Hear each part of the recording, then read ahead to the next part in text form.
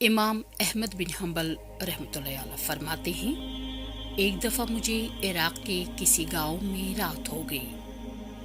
میں ایک مسجد میں گیا، لیکن چوکیدار نے مجھے وہاں سے نکال دیا۔ میں مسجد سے باہر فرش پر سو گیا۔ چوکیدار نے مجھے پاؤں سے پکڑا اور گھسیٹ کر مسجد سے دور کر دیا۔ ایک خدا ترس آدمی مجھے اپنے گھر لے گیا۔ وہ شخص چلتے پھرتے، اٹھتے بیٹھتے، یعنی ہر وقت استغفار پڑھتا تھا۔ صبح ہوئی تو میں نے اس شخص سے پوچھا کہ کیا آپ کو استغفار پڑھنے کا کوئی فائدہ بھی ہوا؟ اس نے جواب دیا، جی ہاں، میری ہر دعا قبول ہوئی، سوائے اس کے کہ میری ملاقات امام احمد بن حنبل سے ہو جائے۔